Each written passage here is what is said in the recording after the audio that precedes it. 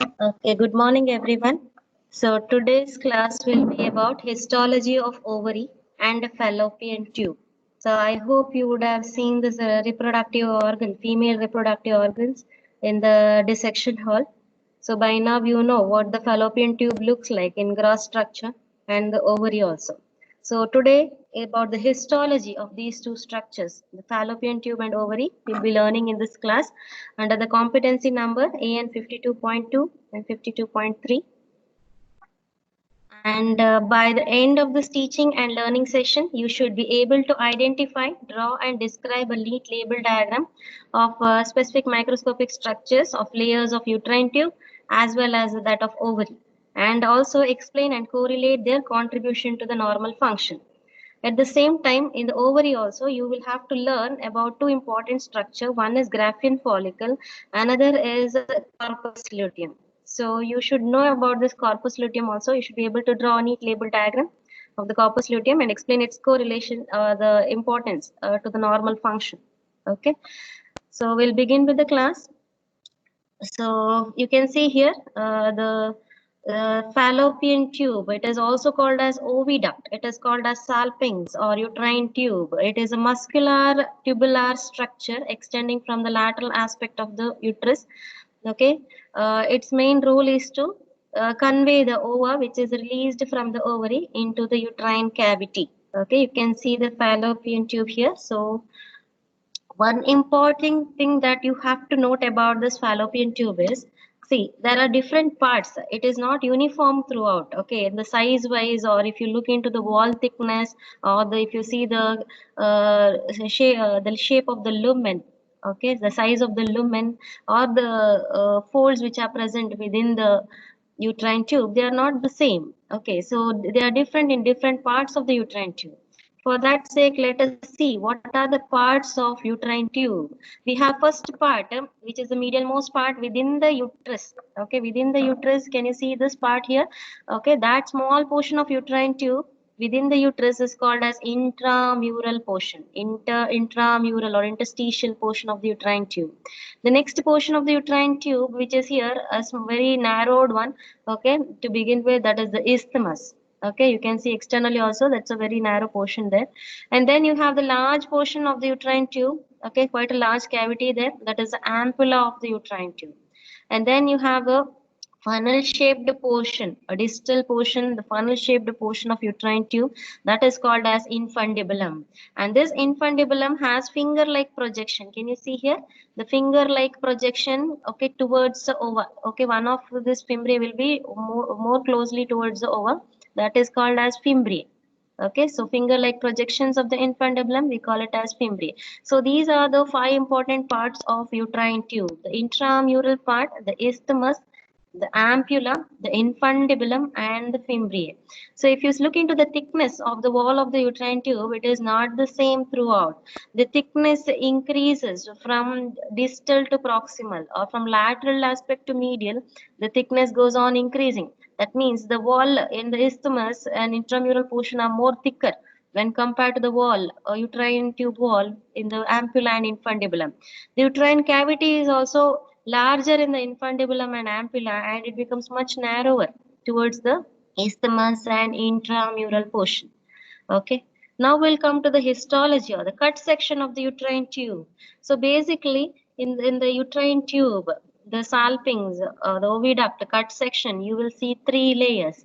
From inside outwards, we have the mucous membrane. So innermost layer is the mucous membrane. Okay, so can you see here white area? That is the lumen. Okay, so from inside out, we have the mucous membrane, and then is a muscular layer, and the outermost layer is actually the serosa. The serosa is the outermost layer. Okay. So there are basically three layers in the uterine tube. Now when you come into the mucous membrane, see in this only you can see the mucous membrane. The mucous membrane is not the same. It is having some folds here. Okay, you can see it is showing some projections towards the lumen. So there are many folds within the mucous membrane, and these folds are more prominent towards the ampulla and infundibulum. Okay, the folds are less prominent in the isthmus. They are very less prominent in intramural portion. Okay, they are lesser in isthmus, okay, but more in ampulla and the infundibulum portion of the uterine tube. So mucous membrane basically has 6 to 7 longitudinal folds, more prominent and well conspicuous in the ampulla of the uterine tube. Okay, and these mucous folds will contain the lamina propria and the lining epithelium. The lining epithelium of the uterine tube is by simple column epithelium. Okay, but it consists three variety of cells. The three variety of cells are ciliated cells. Can you see here? The projections are there. These are called as ciliated cells. And then we have the secretory cells. So they are called as PEG cells. And then we have intercalary cells. Okay. So the lining epithelium is bicolumnar epithelium consisting of ciliated, secretory and intercalary cells. Okay. Now we'll see what is the function of these cells which are present in the mucous membrane, the lining epithelium of the uterine tube. The ciliated cells, as the name itself suggests, they have cilia, so they help in the movement of ova. Okay, the movement of ova or the spermatozoa is facilitated by the cells which are lining the uterine tube. The secretory cells, they are called as PEG cells. They are non-ciliated, they do not have cilia, but the surface can show some small microprojections called as microvilli. Okay, these secretory cells, as the name itself says, they contain secretory granules. What is the role of the secretory granules? They provide nutrition to the fertilized ovum and spermatozoa. Okay, so they are going to provide nutrition to the fertilized ovum and spermatozoa. That is the main role of the secretory cells. Then the intercalary cells are smaller cells. They are sandwiched between the basement membrane and epithelial cells. Okay, so they are the shorter cells, they do not reach the lumen. Okay, between the epithelial cells and basement membrane, they'll be sandwiched and they are considered as precursor cells. Okay, they are the precursor cells, for, they are the ones which help in producing the ciliated and the secretory cells. So they are precursor to these cells. So these are the three basic cells which are present in the lining epithelium of the uterine tube. So what are the three types of cells? Okay, the first picture only you can see now. The lining epithelium mainly consists of ciliated cells. Predominant cells are ciliated cells only. They bear cilia. What is their role? Their role is basically to convey the ova. Okay, facilitating the movement of ova as well as the spermatozoa. Then we have the secretory cells, which are the PEG cells. If you carefully look into the PEG cells in higher magnification, you can see the secretory granules. The secretory granules, okay, what is their role? They are going to provide nutrition to the ova as well as the spermatozoa. And in between these two, in some areas, you will see smaller cells which are sandwiched between the epithelial cells and basement membrane. Those smaller cells not reaching the lumen are called as intercalary cells. They are the precursor cells to produce the ciliated and the PEG cells. Okay. So that is the main functions of the three different types of cells which are seen in the lining epithelium of the uterine tube. Okay, if you look into the lamina propria here, okay, if you look into the lamina propria here, you will see mainly the loose connective tissue and it will be highly vascular. So blood vessels and all will be present here. So that is the one thing you see in lamina propria. So mucous membrane of the uterine tube mainly consists of lining epithelium and lamina propria. And then you will see mainly many longitudinal folds. Okay, the folds are more conspicuous in the ampulla of the uterine tube. The lining epithelium contains three varieties of the cells. Okay, their functional role you need to know. The ciliated cells, the secretory or the PEG cells, and intercalary cells. The next layer is the muscular layer. So muscular layer, you can see in this picture. Okay, basically you have two varieties of organization of the smooth muscle fibers here. The inner fibers are having circular arrangement, the outer is longitudinal. So muscular layer has inner circular and outer longitudinal fibers, and the thickness of the muscle increases from lateral to medial aspect. So from lateral aspect, if you go on, okay, towards the medial aspect, the thickness of the muscle layer goes on increasing. Means you can see it is much more thicker in the isthmus or the intramural part when compared to the ampulla. And what's the function of this muscular layer? The main role is for it helps in facilitates the peristaltic movements, okay, movements of the tube, so that it helps in the propulsion of the gametes. So for the gametes, especially the spermatozoa and the ova to move into the uterine tube, not just the cilia, you see the muscle layer also facilitates the movement. It has a contraction and relaxation of the smooth muscles here will create a peristaltic movement in the uterine tube. So that will help the propulsion of the female and male gametes in the uterine tube. That is the main role, okay, in the muscular layer. The last layer that you see there is the serosa. Outermost covering is serosa. So whenever we say serosa, it is nothing but a derivative from the peritoneum. So the lining will be the mesothelium. Mesothelium means it is like a squamous like epithelium. You just see one layer of flattened epithelial cells. So in the serosa, you have to just draw one layer of flattened epithelial cells. It's nothing but a continuation of the peritoneum itself.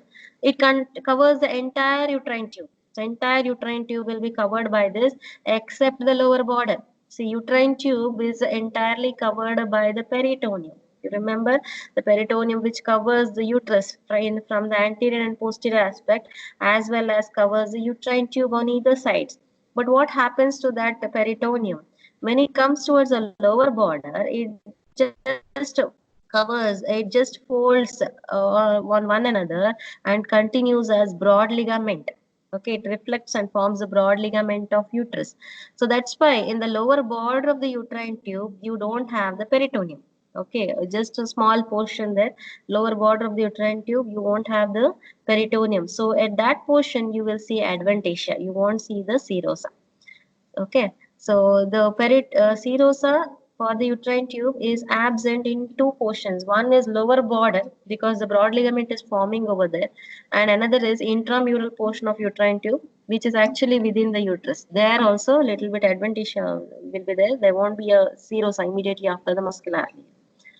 Okay, so all around otherwise in the uterine tube you will see the serosa, which is nothing but a mesothelium lining it.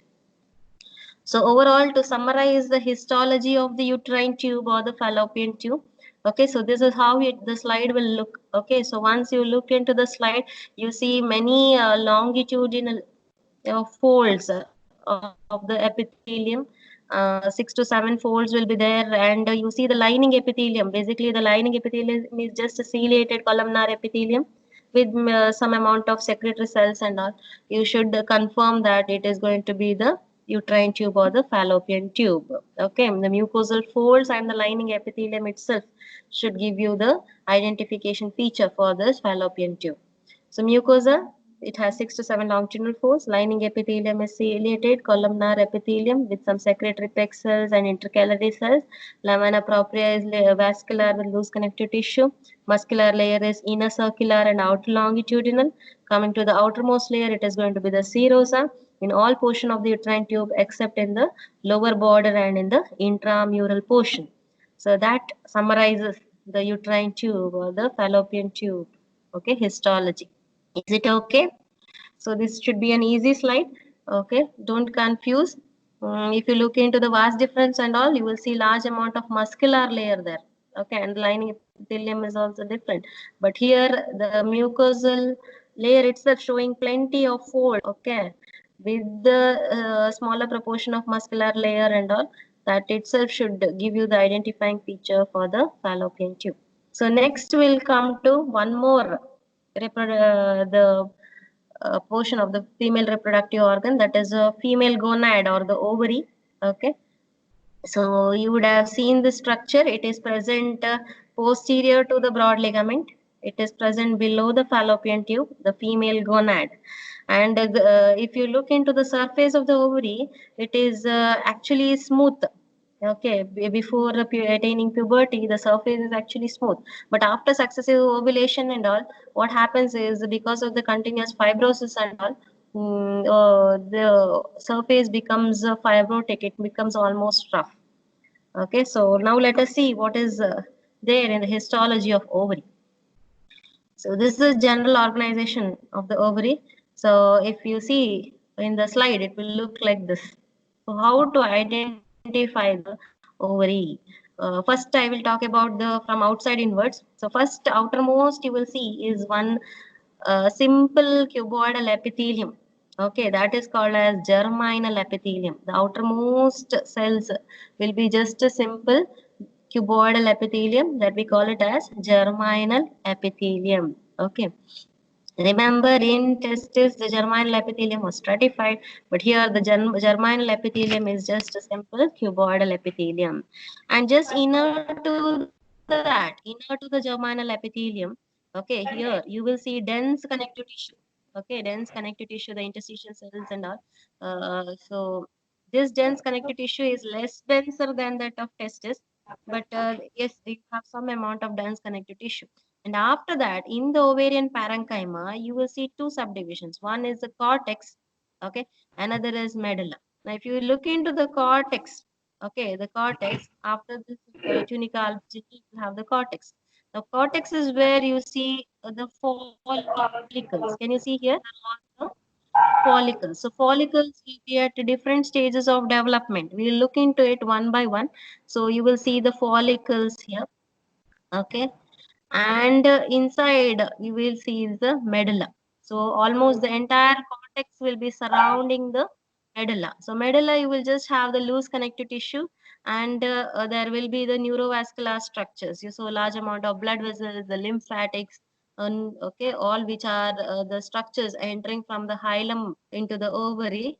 They will be seen in the medulla. So medulla will just have a small portion of loose connective tissue, blood vessels, the surrounding the medulla will be ovarian cortex. The cortex where is one where you see large number of the follicles at their different stages of development. Is it okay?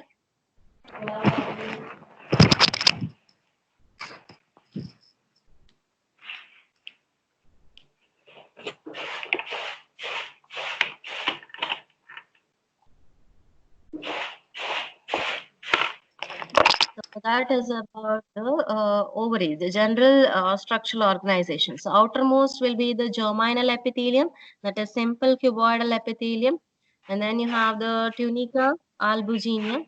Okay, then you see the cortex almost surrounding the entire medulla.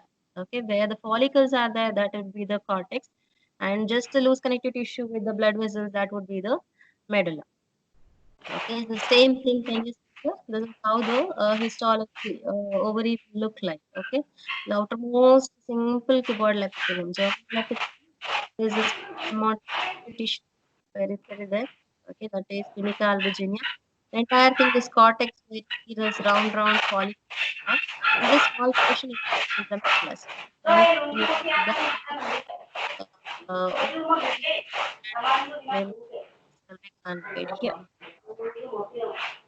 Let us look into the cortex of ovary. Okay, so 3 to 5 million the embryology is already done. So I think the ovarian cycle, the oogenesis is already known. So with that aspect in mind, we'll just continue with this. The cortex of ovary. Okay, remember about 3 to 5 billion oogonia. They differentiate into primary oocyte during early development. Okay, that means during embryogenesis, about 3 to 5 billion oogonia was present. They were differentiating into primary oocytes. And these oocytes, okay, primary oocytes, remember, they are surrounded by squamous cells, follicular cells. They become primordial follicle. So when I say primordial follicle, it is nothing but the primary oocyte which is surrounded by squamous-like follicular cells. Most of these primordial follicles, they undergo atresia. It depends on the follicle stimulating hormones. The levels of the follicle stimulating hormones will decide how many primordial follicle will undergo maturation. Okay, the remaining primordial follicles, what happens? They will undergo atresia. Okay, it will undergo fibrosis. They just be pathetic follicle. And finally, at birth, okay, at birth, the ovary will be just having about 50,000 primordial follicles. After there was development of the ovary. During the development of the ovary, there was 5 million oogonia, large amount of oogonia was there. They were coming primary oocytes. The primary oocytes immediately surrounded by the follicular cells, the squamous-like cells, they are called as primordial follicles. And primordial follicles will be seen, so the follicle stimulating hormones Okay, you see that only few numbers, selected numbers of primordial follicle will undergo, will continue life cycle. Remaining follicles, primordial follicles becomes atretic. Okay, they undergo atresia, and only 40,000 of primordial follicles will be present at birth. That means only 40,000 of primordial follicles will be later on available for the ovarian. Okay. So the oocytes at birth will be arrested at the meiosis one. Okay, prophase will be arrested. This is a concept that you should keep in mind. So at birth, only around 40,000 primordial follicles will be present. Now, what is the stages of this ovarian follicles? See, follicles which are undergoing the changes in itself, they undergo maturity in the cortex of the ovary.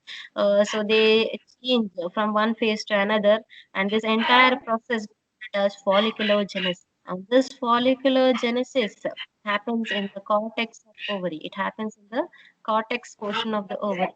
So initially, the at birth we will see large amount of which follicles? Primordial follicles. What is primordial follicle? It is nothing but the primary oocyte surrounded by squamous-like cells or follicular cells. That is called as primordial follicle. Later on, what happens after at puberty? Is primordial follicles they will start growing size. They will change into growing follicles. Now, under the growing follicles, we have three subcategories. Initial ones are early primary follicles. Then we have late primary follicles. Then we have secondary follicles. Okay. Then the largest one would be the mature Graafian follicles. So these are the different stages of ovarian follicles. Okay, where you see this, all the ovarian follicles take place in the cortex D. At birth, how many we have? 40,000 primordial follicles present. At puberty, then maturation takes place. You will see the phase. Under that, you have early primary, late primary follicle, secondary follicle, and mature Graafian follicle. Now, we will see this one by one. What is primordial? Primary oocyte surrounded by single layer of flattened cells. Primary oocyte surrounded by single layer of flattened cells or the follicular cells. Okay, they are called as primordial follicular cells. We can also call them as granulosa cells. Okay, so that would be the primordial follicle. Once again, I repeat, see all these you should know. Okay, primary oocyte surrounded by a flattened cells, follicular cells or granulosa cells. They are called as primordial follicles, and they are smallest. If you just look into a section of ovary, they are just the smallest among all the follicles that you see in the cortex of ovary. This is primordial. Next is primary follicle. Now, follicle. The flattened follicular cells, they cells which were surrounding this primordial follicle, they become cuboidal. Okay. So when they become cuboidal, when the primary site is just surrounded by one layer of this cuboidal cells, we call them as early primary. When the primary oocyte later on, okay, these granulosa cells or the follicular cells, they proliferate, they become multi-layered surrounding the primary oocyte. Then it is called as late. When the primary oocyte is surrounded by one layer of follicular cells, granulosa cells, cuboidal granulosa cells, then it is called as late primary follicle. Remember the zona pellucida. Okay, the zona pellucida, which is containing the free proteins and all that covering the thick layer which you see between the granulosa follicular cells and the oocyte that appears in the late primary follicular stage. Okay, in the late primary follicular stage, the zona pellucida appears between the oocyte and the granulosa cells. Okay, so did you understand? So in primordial follicle, we say primary oocyte is just surrounded by the flattened follicular cells or granulosa cells. And these primordial follicles are smallest follicles which you see in cortex of ovary. Whereas primary follicles, then we say When the flattened cells becomes cuboidal, we call them as primary follicles. And these primary follicles, when it is just surrounded by one layer of cuboidal cells, granulosa cells, it is early primary follicles. When it is surrounded by multi-layered, many layers of such follicular cuboidal or granulosa cells, then it is called as late primary follicle. And when late primary follicle is forming, you will see the appearance of zona pellucida between the oocyte and follicular cells. Okay, so zona pellucida occurs in late primary follicular stage. Now we will see here. Okay, can you see something which is labeled with A? Okay, the smallest follicles there. Can you see here? The smallest follicle. Carefully see. What is the lining epithelium here? Just a flattened, okay, follicular cells. That is primordial follicles. So primordial follicles will just have one layer of flattened follicular cells, smallest. Now you see what is labeled as B. Okay, can you see here the primary oocyte, which is surrounded by single layer of cuboidal cells. The flattened cells have now become cuboidal, surrounded cuboidal cells. Okay, the same but single layered. So we call them as early primary follicle. So whatever is labeled as B is early primary follicle. Now you see what is labeled as C. Okay, so you see here the granulosa cells, follicular cells, they are proliferating. You see multi layers of the follicular cuboidal cells or cuboidal granulosa cells. Okay, now this is secondary follicle. So when secondary follicle is forming, can you see one thick layer? Okay, it's a protein layer that is formed between the oocyte and the follicular cells and the granulosa cells. Okay, so this layer, okay, which contains mainly three protein, okay, that is ZP1, 2, and 3. So this layer is the zona pellucida. So zona pellucida appears in late primary follicular stage between the primary oocyte and the follicular cells. Okay, so in this picture, could you identify the primordial follicle here, which is labeled as A, early primary follicle, labeled as B, late primary follicle, which is labeled as in here. Can you see here? This is primordial follicle. Can you see my arrow mark here? This is primordial follicle. And then here is a early primary follicle. Okay, so this is also early primary follicle here. Late primary follicle. See, nice large one. Late primary follicle, and you can see nice protein the oocyte and granulosa cells. That is zona pellucida. Okay. Okay. Now you understood the formation till late primary follicle. Now we'll see when secondary follicle forms. When the follicular cells, okay, the follicular cells or the granulosa cells, they form a thick layer. They are termed as membrana granulosa. The oocyte also undergoes enlargement. It attains the maximum size of about 125 micrometer. Okay, then slowly what happens? Intercellular is intercellular space. It is between the granulosa cells and follicular cells. It gets filled with the fluid like a follicular. Okay, the fluid from the uterine cavity. It will just enter here. You can see the formation of Leica follicular is there. So when the cavity appears, okay, when the cavity starts appearing, small cavity starts appearing, then that follicle we call it as antral follicle or it is called as secondary follicle. So it is called as secondary follicle. And what happens? The follicular cells they form membrana granulosa. They become thicker. They call it membrana granulosa. Same time, the oocyte also enlarges in size. It becomes 125 micrometer. And slowly between the granulosa cells, the follicular cells, yes, small cavity with like a follicle. Okay, all these small cavities start collapsing. They will start collapsing and they'll try to form a single antral cavity. But the moment you see the formation of cavity, moment you see the formation of cavities, small cavities, it can be any number. Between the follicular cells, between the granulosa cells, you see the formation of cavity, then it is called as secondary follicle or it is called as antral follicle. Is it understood? Okay. So when the late primary oocyte starts undergoing cavitation between the follicular cells, then we call it as secondary follicle.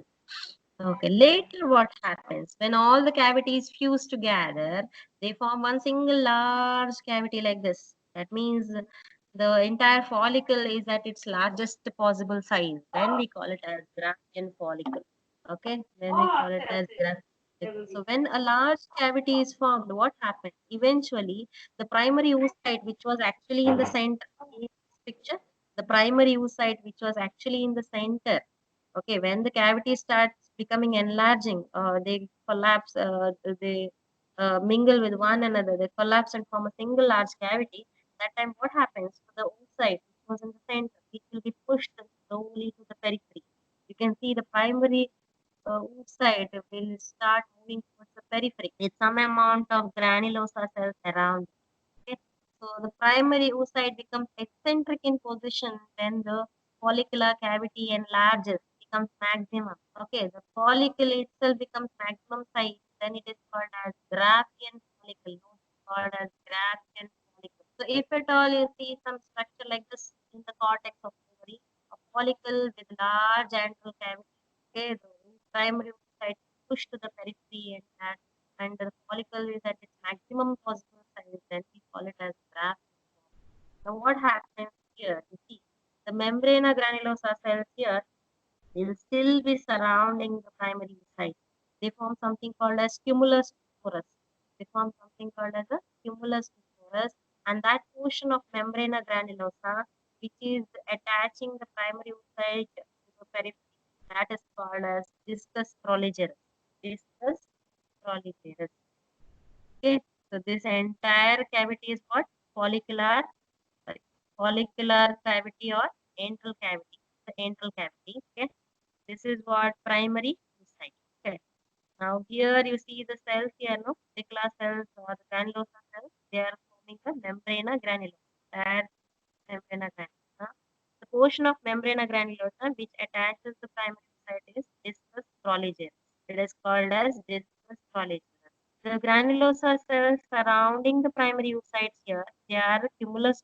They are called as cumulus tuberous, and the portion of these cells, granulosa cells, immediately close to zona pellucida, they are called as corona radiata. Okay, portion of the granulosa cells, okay, follicular cells, portion of the cells of cumulus tuberous, which are immediately close to zona pellucida, they are called as corona radiata, and those cells will make some uh, membranous projections towards the site. Okay, so they will be sharing the nutrition, okay, with, with their gap junctions there, okay, because of the cytoplasm. And outside, if you see in this Graafian follicle, the stromal cells here, they will differentiate to form two layers. Outer fibrous layer they form is called as theca externa. The inner cellular layer which they form outside the basement membrane here, that is called as theca interna. Have a cellular layer, stromal cells inside the Graafian stromal cells which are outside the Graafian follicle, outside the basement membrane of Graafian cells, they will differentiate into outer fibrous layer called as theca externa, inner cellular layer. Inner cellular layer called as theca interna. It have blood vessels and all, but it's outside the basement. So all these are the parts of Graafian follicle. So in Graafian follicle, from inside outwards will go. So inside is a large cavity that is called as follicular cavity or antral cavity. Then you will see a primary oocyte here. The zona pellucida should be there. Okay. Around the primary oocyte, the cells are cumulus porous. The immediate cells of cumulus porous surrounding the zona pellucida is called as corona radiata. Then here the cells around the cavity is membrana granulosa. The portion of membrana granulosa which is attaching the primary oocyte is discus proligerus. Then you have the basement membrane, this for Graafian follicles. And here, instead of writing stromal cells, you have to draw two layers. Outer fibrous theca externa, inner cellular layer with blood vessels, theca interna. So these all are Graafian.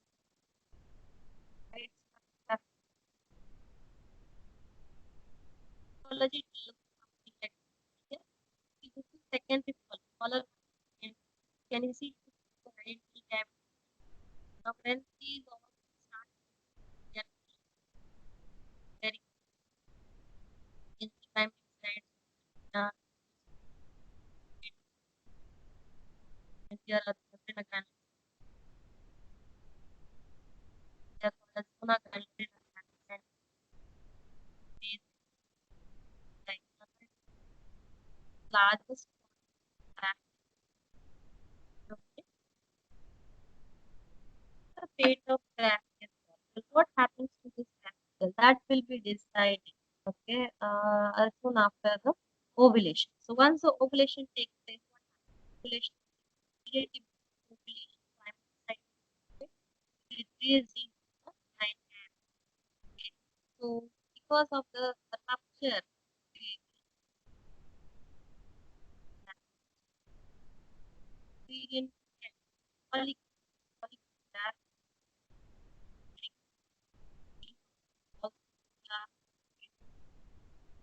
again.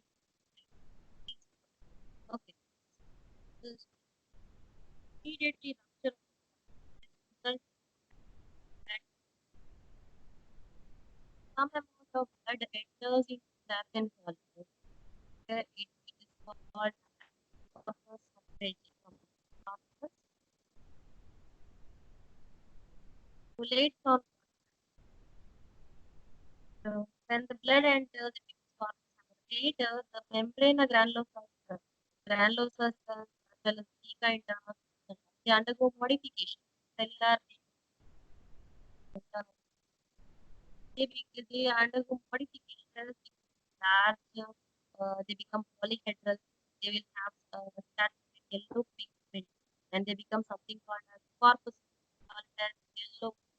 So immediately after the fractures in beta and the second is thing that enters sooner the granules are cells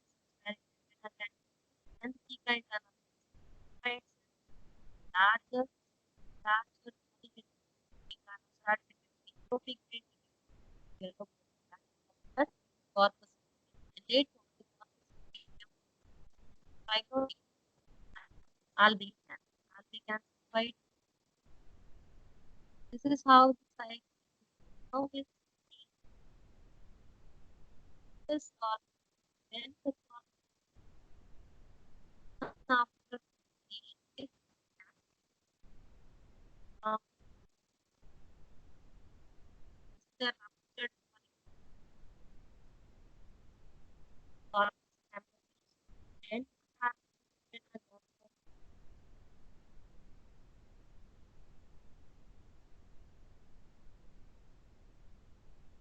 and if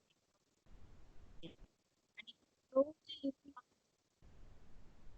it, basically two varieties of there are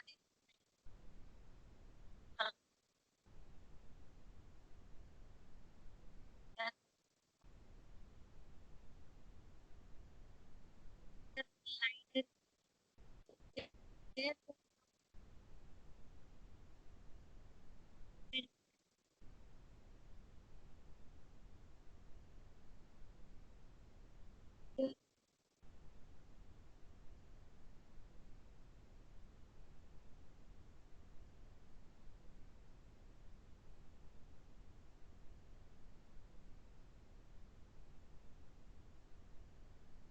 then you see dark shades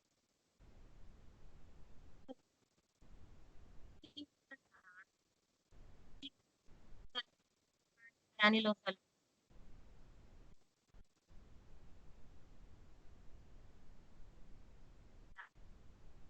they are designed like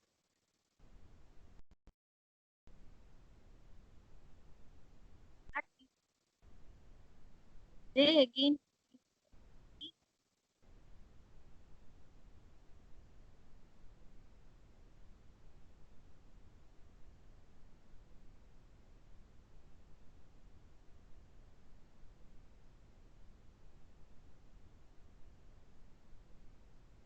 they get confused.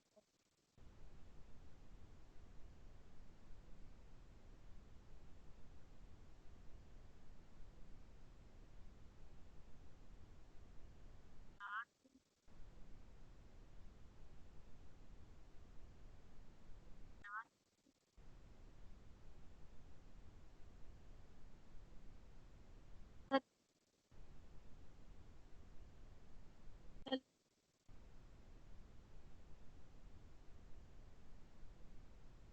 happens. State of corpus depends whether the fertilization takes place or not.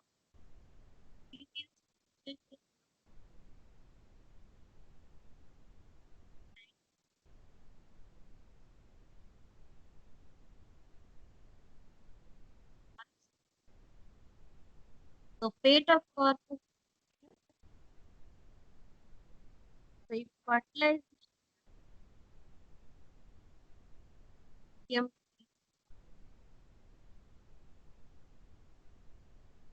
like it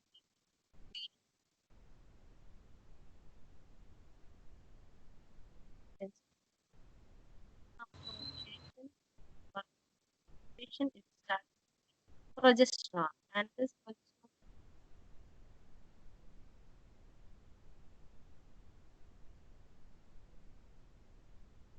that corpus luteum will be invaded by cytokine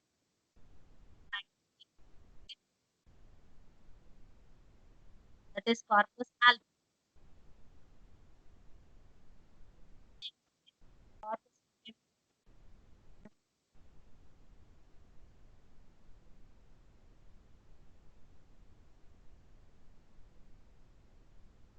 the fertilization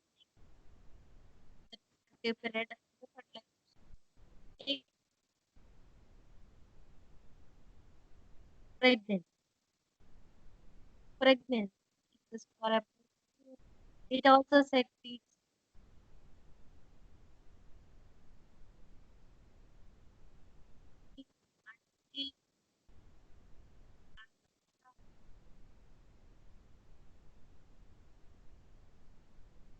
and then the placenta corrects function.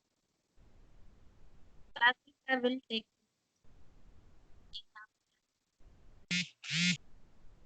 okay so corpus luteum there are two types. Okay, the fate depends whether the fertilization takes place or not. Okay, fertilization doesn't take place means corpus luteum is called as menstruation, which was 15 days, and then the corpus luteum degenerates with white body called as album.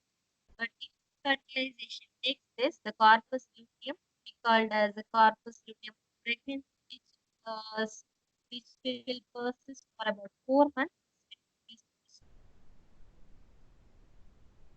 And later happens after 4 months, because it is not back because luteum will later degenerate because of the invasion of the cytoplasm or white album. That is the trait of luteum. So if they ask you corpus luteum, you have the right notice of corpus luteum. You have to say when it starts forming, are the cells which are present here, are the rows of the cells there, is the structural shape of the arrangement, the function of the and what is the fate of corpus luteum corpus luteum pregnancy, then what happens to the fate, how they are and what happens to it. Understood? So this is about the fate of corpus. Company yes, various dollars and the dense connecting that dense connect. Then you have the cortex that is only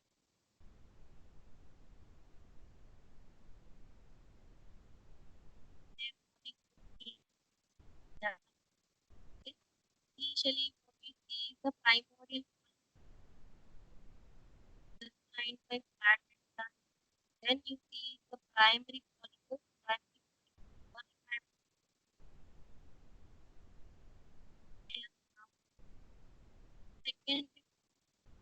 primary have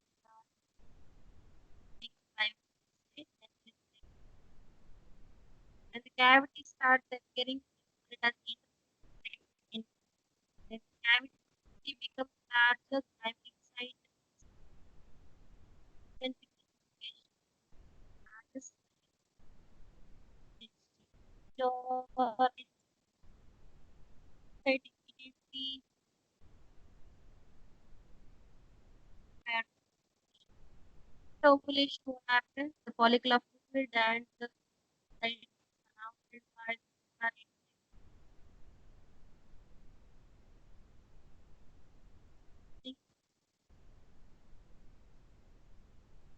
egg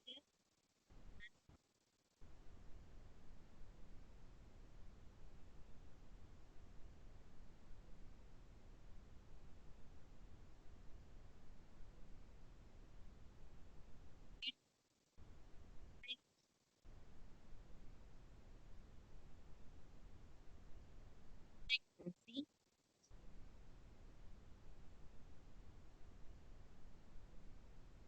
Uh, but if it does not take place,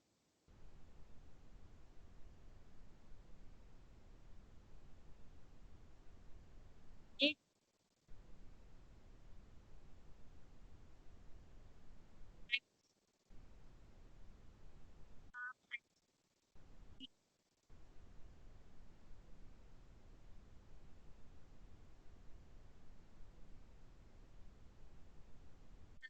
experience the structure of smooth and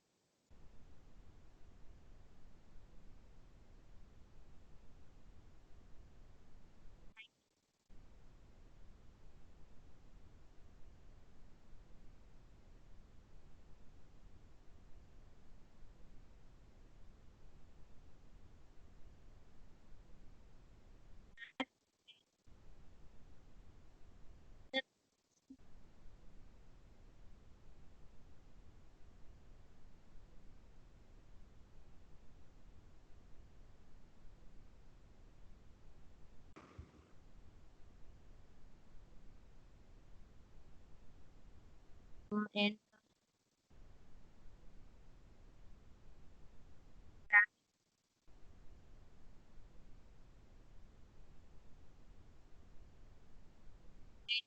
shrinks and becomes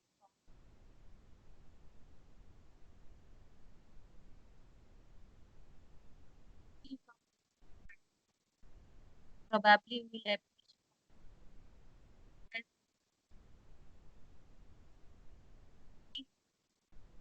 so.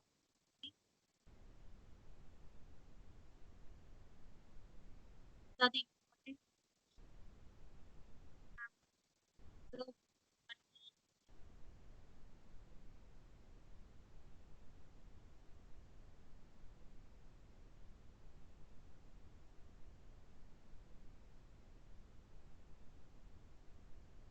is